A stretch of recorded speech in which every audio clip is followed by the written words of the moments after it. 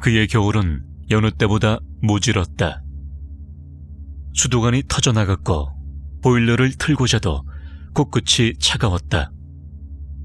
아버지가 동장군을 운운하며 푸념을 할 정도로 추운 날씨 속에서 난 첫 번째 그림화를 내 방에서 발견했다.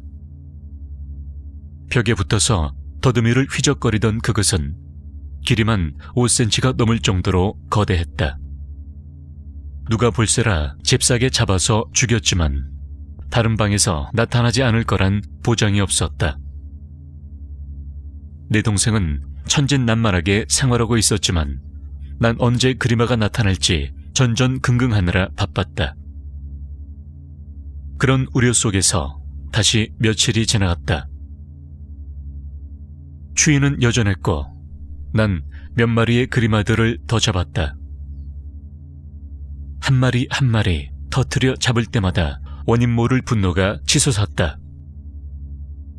더러운 벌레들만 없었으면 내가 이럴 일도 없었고 동생이 PTSD를 앓을 일도 없었다. 이렇게 필사적으로 그림화들과 전쟁을 벌였지만 결과적으로 모두 헛수고가 되고 말았다. 친구들과 노느라 밤늦게 들어온 어느 날이었다. 동생의 방문을 열고 안을 둘러보니 창고에 박혀있던 방벽이 쳐져 있었다. 동생은 그 사이에서 온몸을 꼿꼿이 세우고 자고 있었다. 무슨 일이 일어났는지는 불 보듯 뻔했다. 그 아이는 그림화들을 다시 보고 말았던 것이다. 그 이후부터 8년 전에 있었던 일이 다시 되풀이되고 있었다. 걱정이 돼서 가끔 동생의 방을 찾아가면 항상 방벽 속에 앉아있곤 했다. 노트북이며 책이며 책상이며 어느새 점점 넓어지는 방벽 속에 들어와 있었다. 방 안에 방에서 생활하는 동생이 어느 순간 자신의 광기를 넓히고 있었다. 그 아이는 당시에 받았던 용돈 모두를 살충제에 쏟아부었다.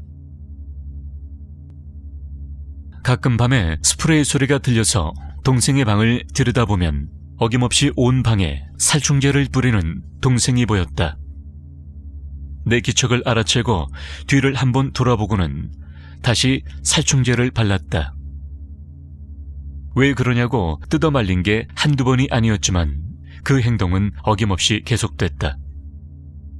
그리고 그 범위는 점점 넓어져서 방문, 방문 밖, 주방, 화장실, 곰팡이처럼 점점 퍼지기 시작했다. 여느 날처럼 학교에서 돌아오고 내 방에 들어가는데 강한 살충제 냄새가 내 코를 찔렀다. 동생이 벽지가 축축하도록 스프레이를 뿌린 것이었다. 내 방뿐만 아니라 우리 집 모든 곳까지 스프레이가 닿지 않은 곳이 없었다. 벌레들은 더 이상 살 곳이 아니란 것을 체감한 건지 더 이상 보이지 않았음에도 동생의 방역 작업은 계속됐다. 다시금 몇 번인가 말리려고 해봤지만 동생의 광기를 말릴 순 없었다. 부모님께 말씀드리고 당장 정신병원에 데려가야 한다고 했으나 당시만 해도 정신병 기록이 남는다고 쉬쉬하던 시절이었다. 그렇게 제대로 된 치료 없이 동생은 서서히 미쳐가고 있었다. 살충제가 집안 곳곳으로 퍼져나가며 가족의 기침 빈도가 점점 늘었다.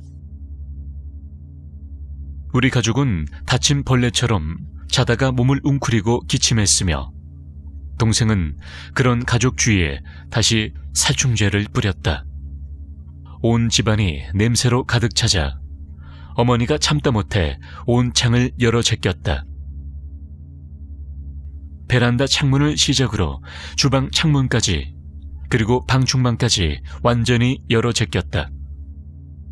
한겨울에 추운 공기가 집안에 들어오자 아이러니하게도 기침이 멈췄다. 내 방도 활짝 열어두고 마루로 나오는 도중 동생이 스프레이를 들고 베란다에 서 있는 걸 봤다.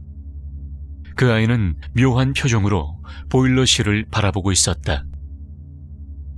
아직 그 방은 방역 작업이 되지 않았기 때문이었다.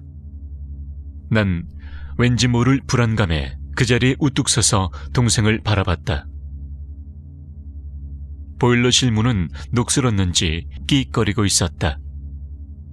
굳이 그곳까지 스프레이 칠을 해야 하나 싶었지만 무섭도록 섬뜩한 표정을 다시 보고 싶지 않았다. 그 순간 8년 전의 상황이 겹쳐 보였다. 그때와 같은 느낌의 불안감이 온몸을 지배했다. 휴지를 들고 벌레를 찌르려던 모습과 스프레이를 들고 문을 잡아당기는 모습이 한 가지로 보였다. 동생이 더욱 힘을 실어서 문을 잡아당기는 순간 뜨거운 방에 숨어있던 수십 마리의 그리마들이 튀어나왔다. 마치 화산 쇠설류처럼 회색 몸뚱아리들이 겹친 채로 몰려나왔다. 수백 개의 다리들이 아우성거리고 베란다 바닥을 가득 채웠다. 나의 비명소리인지 동생의 비명소리인지 분간할 수가 없는 소리가 머리를 뒤흔들었다. 잿빛 몸뚱아리 가운데 주황빛 점이 희끗거렸다.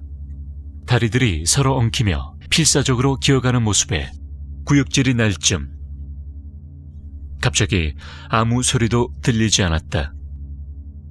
수많은 벌레가 기어다니고 있음에도 이렇게 조용한 게 신기하게 느껴질 때 뭔가 박살나는 소리가 똑똑하게 들려왔다.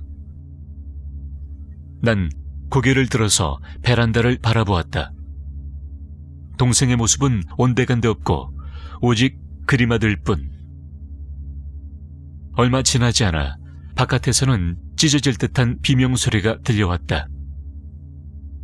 그제서야 모든 상황이 이해되었다. 내 동생은 12층짜리 베란다에서 투신한 것이었다.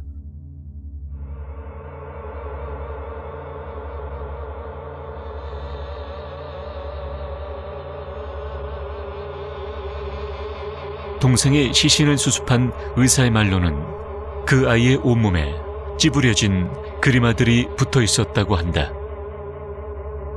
전부 떼어내고 깔끔하게 수습했다는 말에 어머니가 참지 못하고 울음을 터뜨렸다.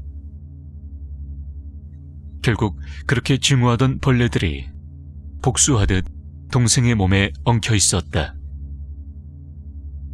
경찰의 말로는 내 동생의 실족사, 그러니까 사고사로 처리되었다고 한다.